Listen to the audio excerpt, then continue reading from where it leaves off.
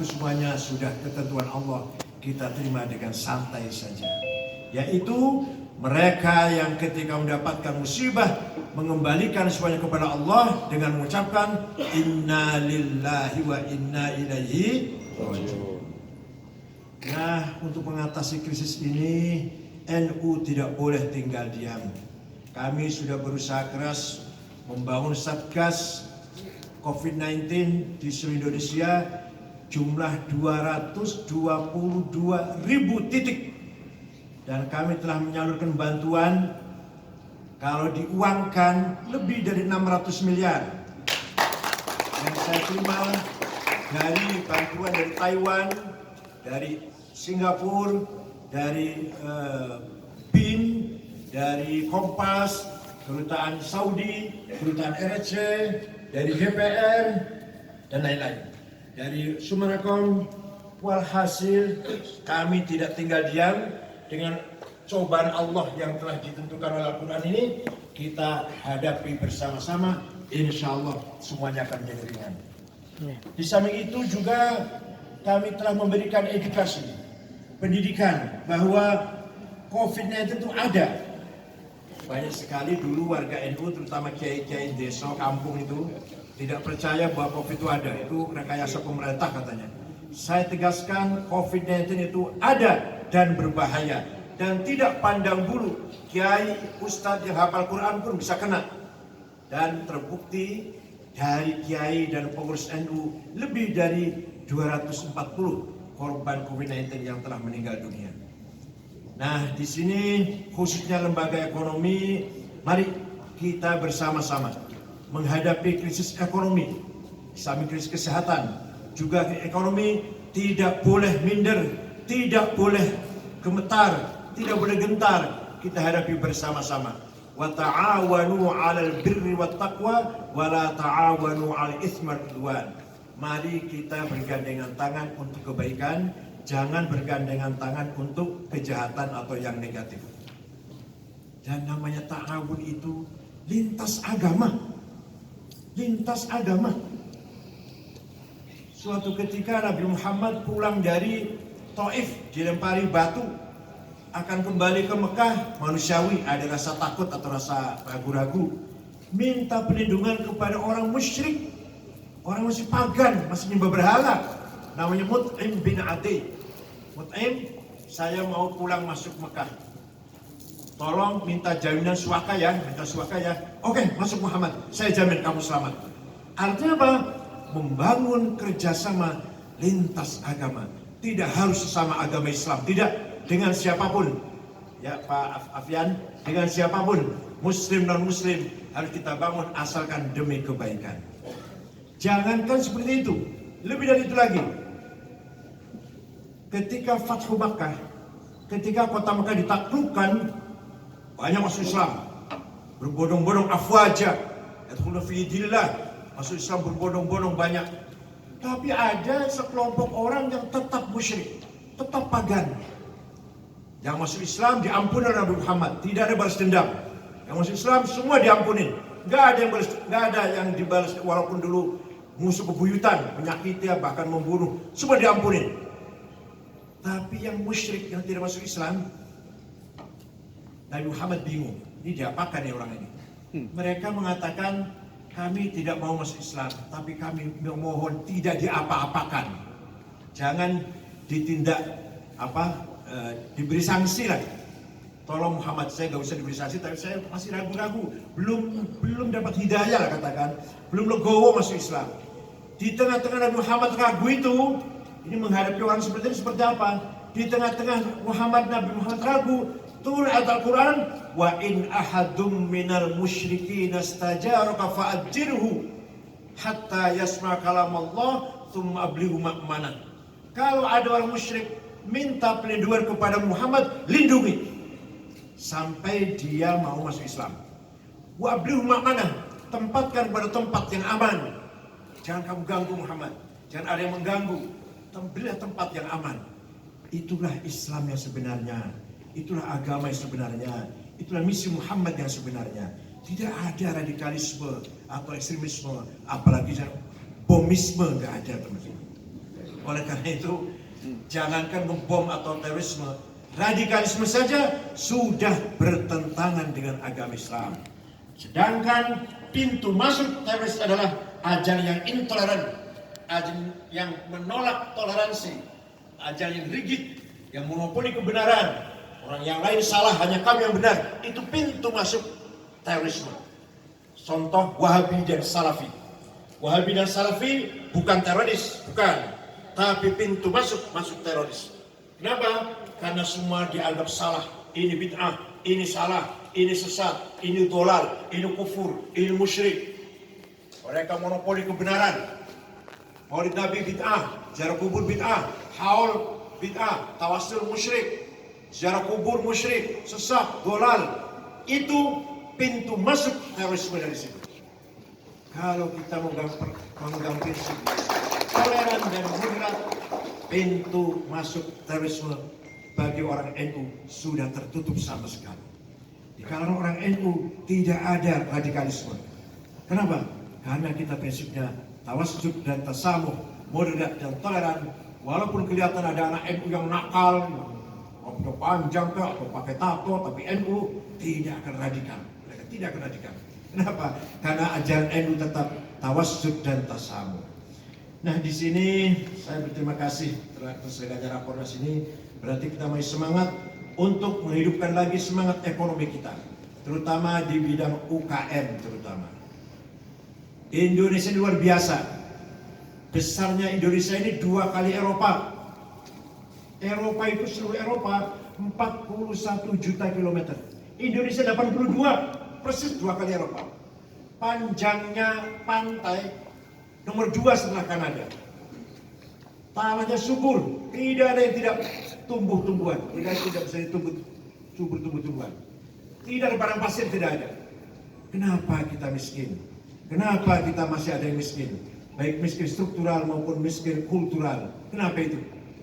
Nyuwun sewu Pak OJK, Pak Sekjen Koperasi, di antara sebab yang paling utama faktor culture-nya bangsa Indonesia juga pemerintah yang kurang memberi afirmasi kepada kita semua. Contoh, kurang memberi kemudahan akses ke perbankan. Bank itu kalau yang mau pinjam orang NU, orang kecil, sulitnya setengah mati. Syaratnya banyak. Tapi kalau konglomerat ditawarin, bukan malah pinjam. Ini ada uang ngambilnya mau ini. Kalau sama konglomerat, banknya malah nawarin, ada bank ya, ada yang ada bank. Mandiri atau BNI ada kayak ini. Kalau konglomerat ditawarin, ada uang ngambilnya mau pakai enggak? Tapi kalau Dulkahar, Madrais, Solikin, Jumadi, Zulkifli, kelihatan orang. Coba lihat. Nama konglomerat 50 orang kaya di Indonesia. Ada orang NU? Tidak ada. Nomor 1 Budi Hartono Jarum.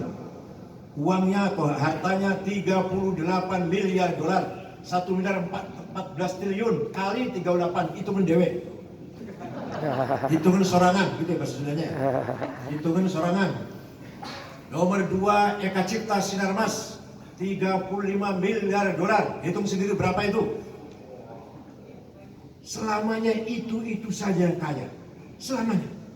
Gak pernah pindah, gak pernah merata. Al-Quran menegaskan kaila yakuna dulatan bainal aghniya'i minkum.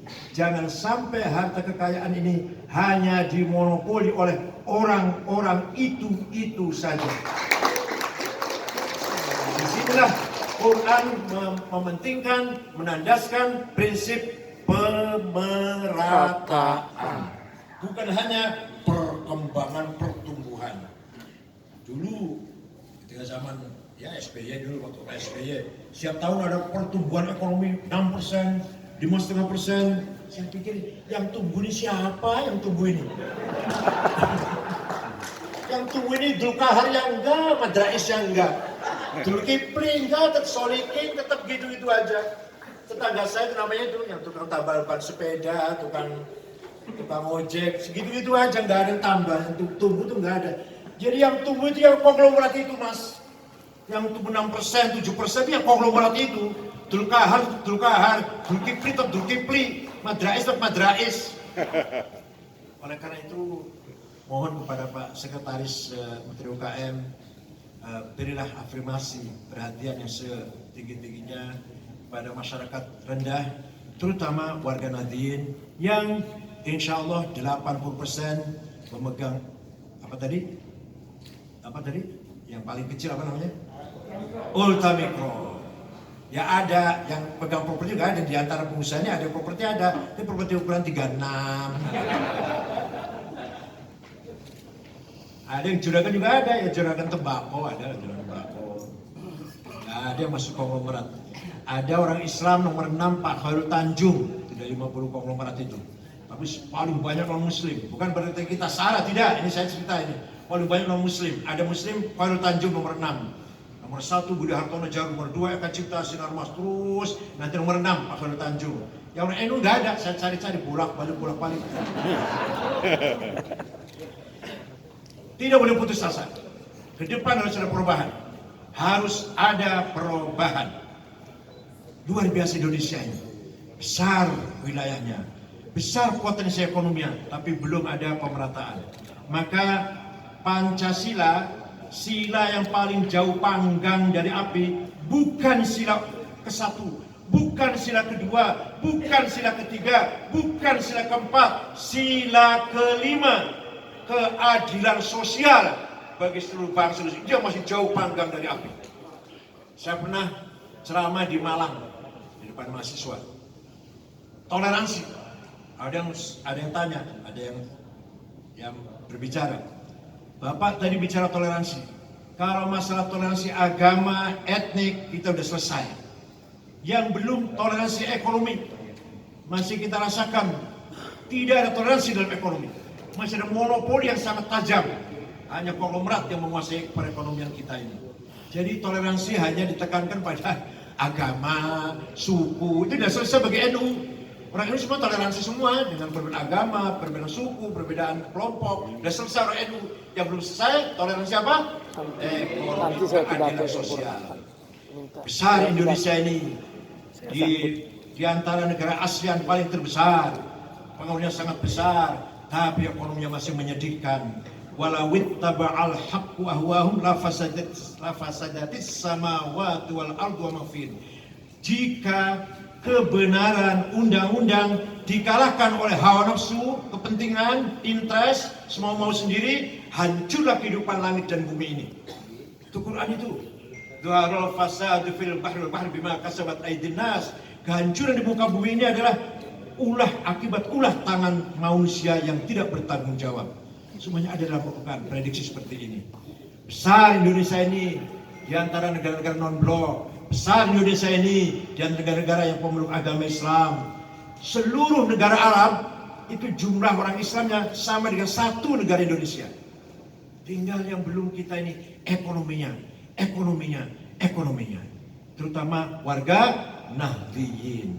Sangat lucu lah kalau ada 4 orang konglomerat kekayaannya sebanding dengan 100 juta rakyat. Itu kan sangat lucu. Katanya negara Pancasila, keadilan sosial, tapi ternyata seperti itu. Undang-Undang Dasar 45 pasal 33 hanya sebagai hafalan belaka. Nah, hafal apa enggak sampean? Hafal enggak itu?